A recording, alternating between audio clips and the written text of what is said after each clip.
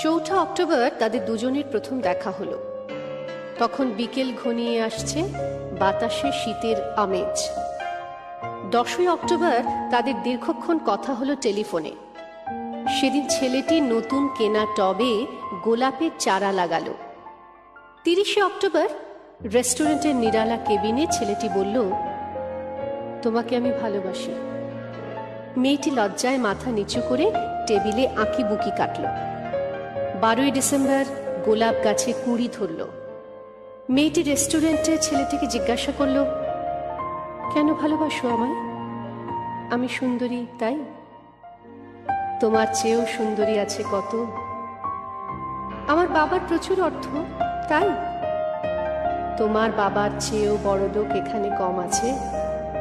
তাহলে ভালোবাসি ভালোবাসি, তাহার আবার কারণ হয় নাকি? মেয়েটি বাড়ি ফিরে বন্ধুদের সঙ্গে টেলিফোনে অনেক আলোচনা করল। সবাই এক বাক্যে বুঝিয়ে দিল, ভালো যখন বাসে তখন একটা কিছু কারণ তো আছে বটেই, সেটা না বুঝে বেশি এগোস না।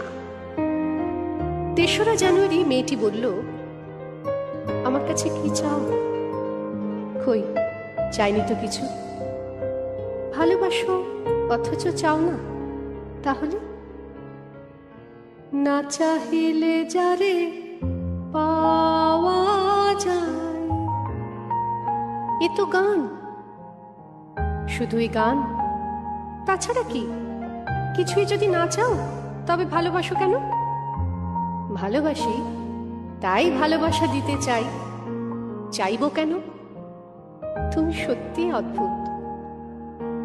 10ই ফেব্রুয়ারি দুজনে দেখা হলো মেট্রো স্টেশনে পাতালে। ছেলেটি বলল, আমি কাল সারা রাত বাঁশি বাজিয়েছি। সারা রাত সেই সুরের মায়াবী আলোয় তুমি নাচছিলে। অসামান্য অনন্য সে নাচ। কাল সারা রাত আমি ঘুমিয়েছি, আমি কিন্তু তোমার নাচে দেখে গেছি সারা রাত। তোমার বাঁশি একদিন শুনতে হবে। 12ই মার্চ ছেলেটি বাঁশি বাজালো। মেয়েটি শুনল। সময় থমকে থেমে রইল অনেকক্ষণ। বাঁশি যখন থামল, মেয়েটির দু চোখ ভরা জলে।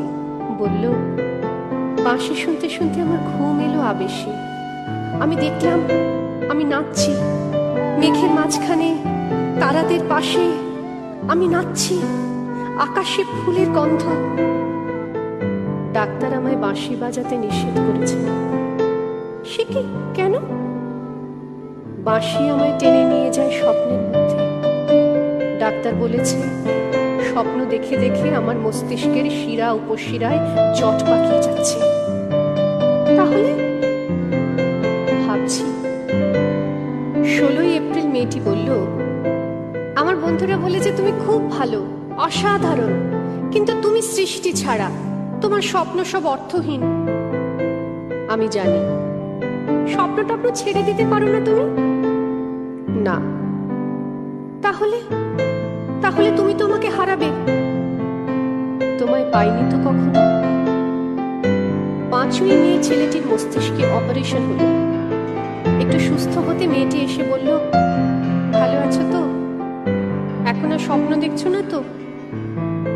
দেখছি, আরো সুন্দর সব স্বপ্ন। তাহলে তো দেখছি অপারেশনটা আদৌ সফল হয়নি। বাড়ি ফিরে বন্ধুদের ফোন করলো মেয়েটি। বন্ধুরা এক বাক্যে বলল, বাঁশি বাজানো, স্বপ্ন দেখা সবই ব্যাকডেটেড, সৃষ্টি ছাড়া। তুই আর লোক পেলি না? তুই এত রূপসী, তোর এত উজ্জ্বল প্রসপেক্ট। ভালো যদি চাস তাহলে শিগগির বিয়ে করে ফেল তোর দাদার সেই বন্ধুকে। উনি তো শুনলাম কানাডাতে সেটেল করবেন।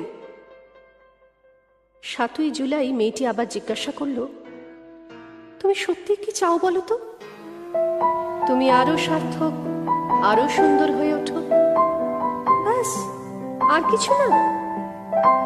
আর আর চাই স্বপ্ন দেখতে। ও, স্বপ্ন তাহলে তুমি ছাড়তে পারবে না? না। তাহলে থাকো তুমি তোমার স্বপ্ন নিয়ে। 12ই অগস্ট গোলাপ গাছে ফুল ফুটলো অনেক। সেদিন দুপুরে ছেলেটির মস্তিষ্কে আবার অপারেশন হলো। 13ই সেপ্টেম্বর ছেলেটি মারা গেল। 14ই সেপ্টেম্বর মেয়েটির শুভ বিবাহ সুসম্পন্ন হল কানাডাগামী পাত্রের সঙ্গে। 20শে সেপ্টেম্বর গোলাপ গাছটি হঠাৎ ঝড়ে উপড়ে গেল। সেদিন সন্ধ্যের বিমানে মেয়েটি হানিমুনে গেল। যাবার আগে বন্ধুদের বলে গেল, স্বপ্নের চেয়ে বাস্তব অনেক ভালো রে, অনেক মধুর। স্বপ্ন দেখে কেবল বোকারা। 4 অক্টোবর ছেলেটির মা ঝরে পড়া গোলাপ গাছটিকে সযত্নে তুলে ফেলে দিলেন। শূন্য টবে তখন কয়েকটা পোকা, কয়েকটা মাছি। আমি ঠিক জানি না ওগুলো পোকা, মাছি নাকি ছেলেটির স্বপ্ন। আমি ঠিক জানি না।